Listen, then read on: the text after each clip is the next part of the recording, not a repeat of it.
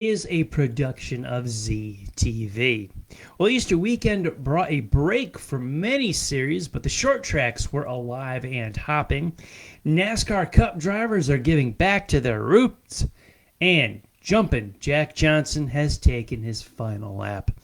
Welcome to Speedway Report. We're live on Monday, April the 5th, 2021, from the shores of Lake Norman in Race City, USA, Mooresville, North Carolina. I'm Patrick Reynolds, and thank you for joining the fastest half hour in racing. We're coming to you live on this Easter Monday. I hope you had a very glorious Easter Sunday and beautiful weekend. We had great weather here in the Carolinas. Hopefully that's stretching to your neck of the woods as short track and local series are ramping up and up and up on this first weekend in April. Our weekly reminder, have you subscribed to our YouTube channel? Just look for Speedway Report with Patrick Reynolds when you go to YouTube. We're there. Never miss an episode. We'll be dropped into your inbox every single week. Speaking of week, let's take a look at the Victory Lane Lap for this week. Easter weekend, first weekend in April 2021.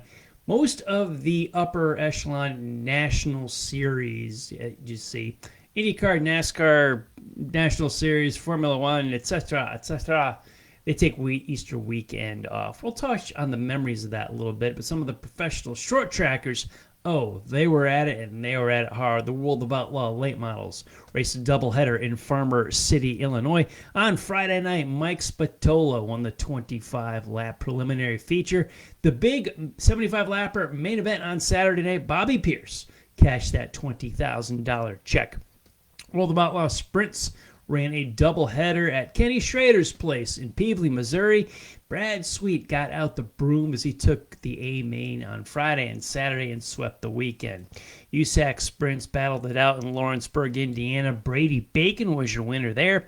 And the small block modified opener in Grandview, Pennsylvania was won by Dwayne Howard, the Bruce Rogers Memorial. Now, past late models ran the Easter Bunny 150 in Hickory, North Carolina. They not only ran the 2021 event, they ran the 2020 event. On Friday night, last year's basically Easter Bunny 150, Derek Griffith won the race, and he liked it so much he came back on Saturday night for another 150 laps, took that broom away from Brad Sweet, did his own sweep up in Hickory, North Carolina, twin 150s to Derek Griffith. And the Southern Modified Racing Series went 99 laps in South Boston, Virginia, and Ryan Preece came back to his roots from the Cup Series and won the Asphalt Modified feature on Saturday afternoon. All right, let's get over to what happened over the weekend. Not just winners, but what the heck's going on. First of all, I want to update you on Tim Brown. I was hoping for a little bit more information. I'll read you what I got. He was involved in a pretty hard crash on, Saturday, on that modified race, that Southern Modified race that we just talked about up in South Boston, Virginia. I was hoping for more details right now. I don't have anything further other what's been already released. I just wanted to let you know he was taken from the vehicle. He was cut out of it. He was alert at the time, and he was being treated at a local hospital for non-life-threatening injuries. He remains alert, good condition. Thankfully, it's not too serious, but he certainly had a hard crash in South Boston, Virginia on Saturday. Really don't have any further update, but that was about 24 hours ago, 48 hours now. I haven't heard anything further, but I'm wishing Tim a speedy recovery. Hoping he's feeling good on this Monday. I'm sure he was back at work. Man, he got his bell rung, so I'm hoping he's feeling okay today. Tim Brown, a good guy, big part of short track modified racing. Wishing him well. What was cool? Well, there's a lot of things cool about modified. It's pavement modified. There's nothing cooler in my book. However, I love to see Bobby Labonte and Ryan Preece racing modifieds and throwing the attention and the eyeballs on the series. Bobby Labonte was up in the top 5, didn't have a great finish, wound up final score in 17th position.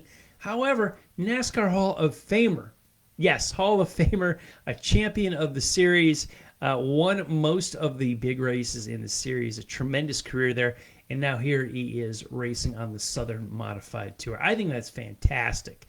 I love it when we can get eyeballs on the modified series. Ryan Preece won the thing, and he's a current Cup driver. These are his roots. He came came from the short tracks in the Northeast. Riverhead, Stafford, Thompson, Modified Tour, SKs. He's run them all. He's won them all. We like him. He's also been a guest on this show.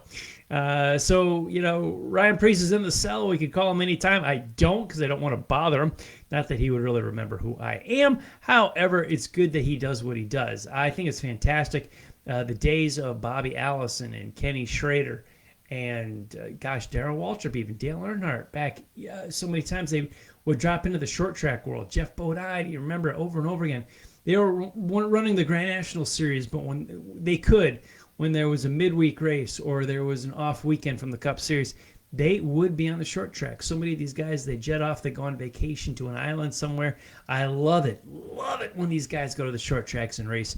Even guys like Labonte and Preece, not only were they racing, they brought their own equipment out.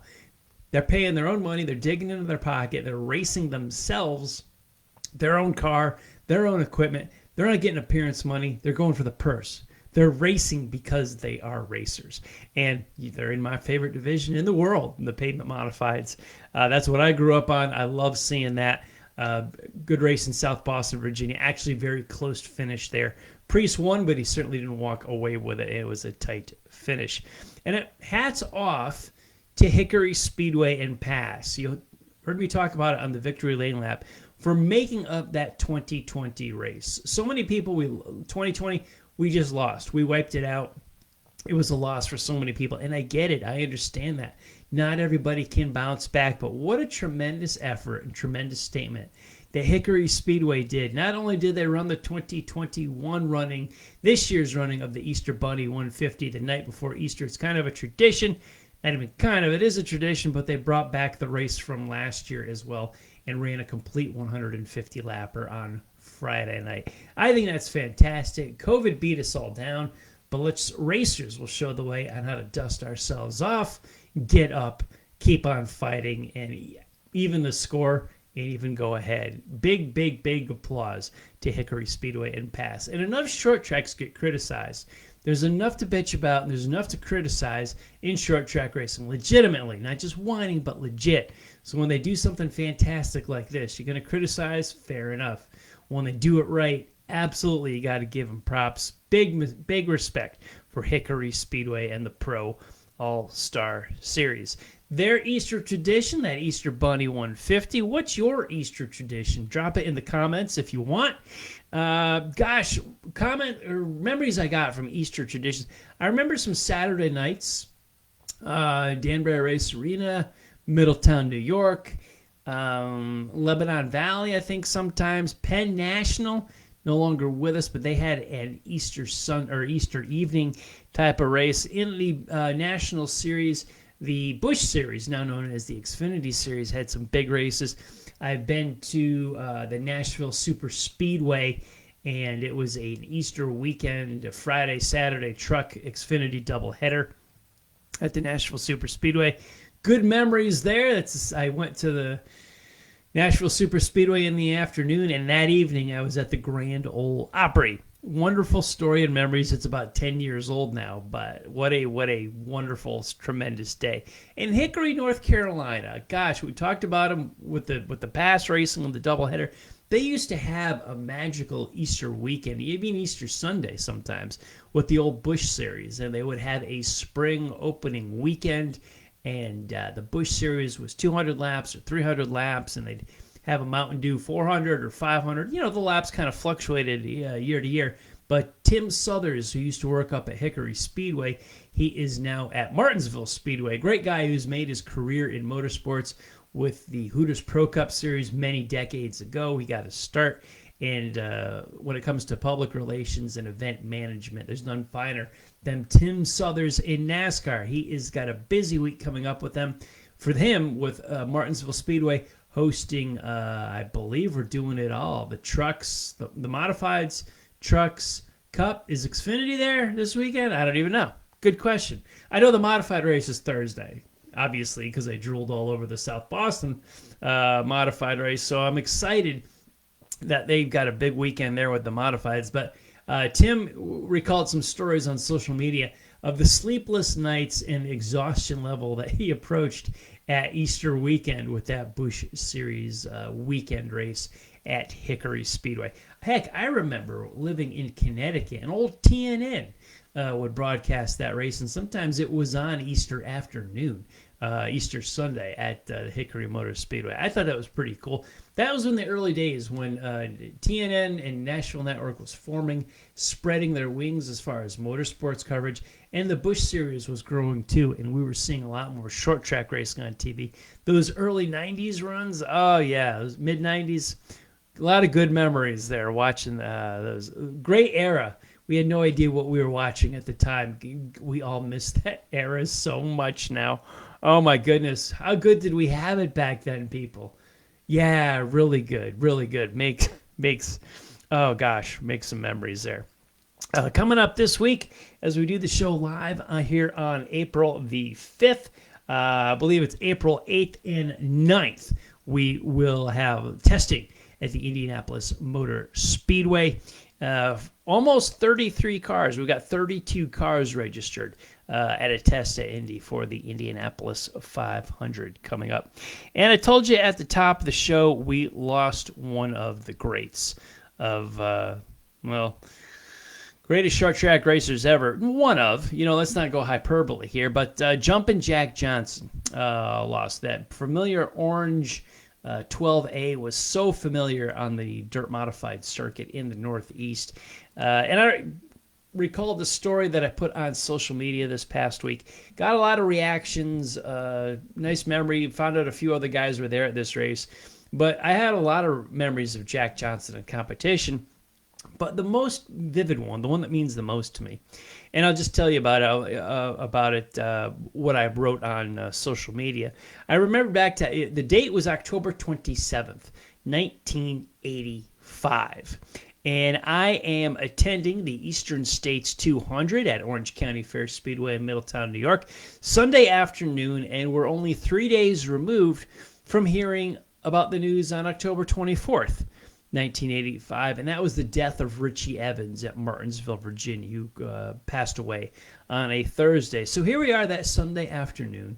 We're at Middletown at one of the biggest races of the year. Middletown, I love that race. It's always one of my favorite weekends of the year, Eastern States weekend, but this really had this somber, dark, down in the dumps mood, understandably so. Now, the weather itself, Middletown Eastern States can be brutal as far as even snow flurries and rain and cold, but it was sunny and warm on this Sunday afternoon. It was glorious. It was a great, beautiful New York fall day, and the attention turned to Jack Johnson. I tried to look up the records for the race, and I couldn't find what I was looking for, so I dug into my memory banks, which, a little fuzzy this many decades later. But I remember Jack running the consolation race, and I don't believe he qualified high enough or finished high enough in the consolation race to get and qualify into the Eastern States 200. Fortunately, he was very high in dirt circuit points, and there was a guaranteed starter status at the back of the field for guys that didn't make the show. They could tack onto it. He was high enough in the point standing, so he had to use his guaranteed starter status. So they qualified raw 44 cars set the grid. So with the guaranteed starters out back, I don't recall exactly how many cars started the race, but Jack did not start in the top 44. He was in the group that tacked onto the back of that. So the highest the man could have started was 45th. We're on a flat 5/8 mile hard clay track for 200 laps. He's starting in the back. He's in the back, just getting in there because of who he is in the point standings and follow his circuit all year long. Now, in pre-race ceremonies, before we fired the engines for the Eastern States 200, we held a moment of silence for Richie Evans. Middletown was packed. Front grandstand, covered grandstand, half-covered grandstand, drive-in, all the bleacher seats in turn 1 and turn 4. Could have heard a pin drop. Nobody made a noise as we all paid our respects to Evans. Eerily quiet with that many thousands of people not making a sound. Well, comes the end of the race. Who's in victory lane? None other than Jumpin' Jack Johnson himself. He used a good strategy, a lot of patience, work traffic, let guys blow up, let guys crash, get out of his way. Held patience. He was aggressive, and this comes from experience. One of the great veterans in all of short track racing. Jack showed his skill, and he won the race from wherever the heck he started. Might as well have been out in the parking lot, not in the top 44. But it paid about $10,000 to win, and after 200 laps. And I was in the grandstands as a teenager watching, and you can hear the PA system. They went down to interview Jack.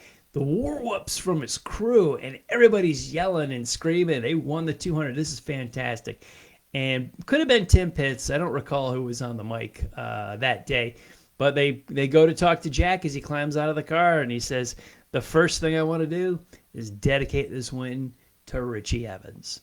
And all those people that were in the grandstand, the thousands of people in the covered grandstands and everywhere, the half covered, everywhere, we all erupted in applause. It was fantastic to have this day where we remembered Evans. We were so sad, yet we saw this brilliant short track guy from a veteran. He just drove from that deep in the grid to win the thing.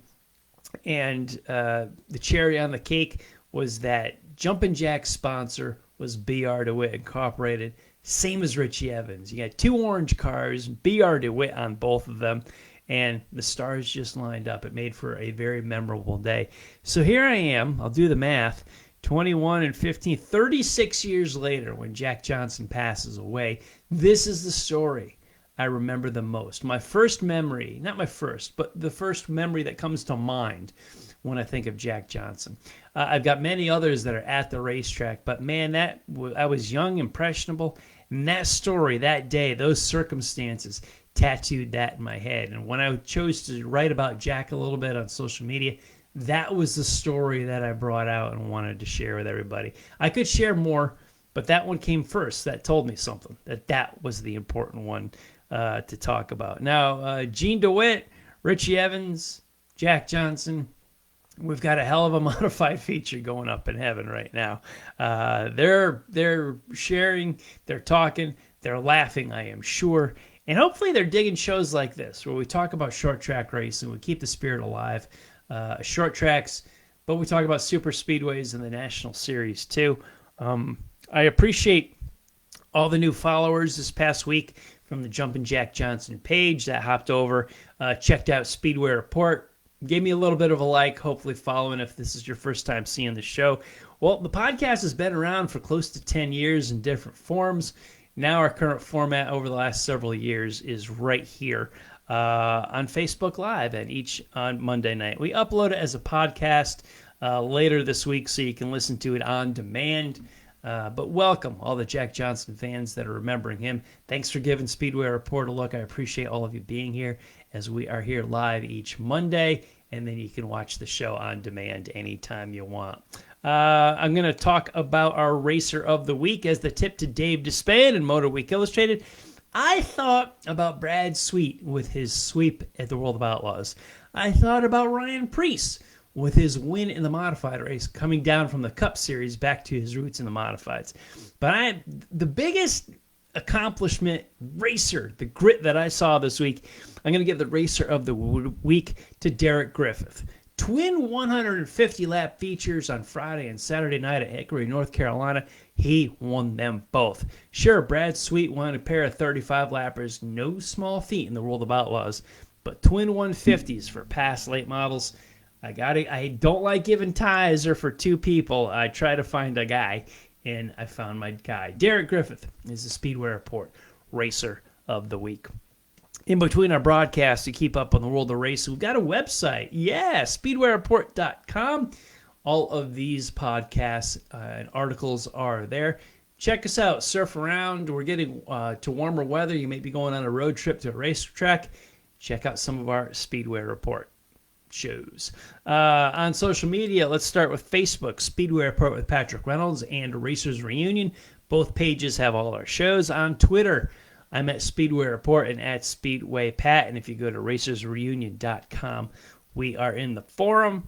And as I mentioned at the top of the show, we've also got a YouTube channel. You just can't escape me, can you? Big thanks to everyone on the Facebook Live feed for joining the conversation during the show tonight. I'll get back to you guys in a few moments and talk to you. And I want to thank all of the military, past and present, for the freedoms we enjoy as Americans in our daily life, including the simple things like bench racing right here on a Monday night. Freedom is not free, and a veteran paid that bill for us. To all of the men and women who are defending freedom and watching Speedway Report, you take care of yourselves and come home soon. A special salute to the teachers, school staff, firefighters, police officers, and paramedics in our own communities. They are quiet and modest heroes every single day. God bless, and thank you.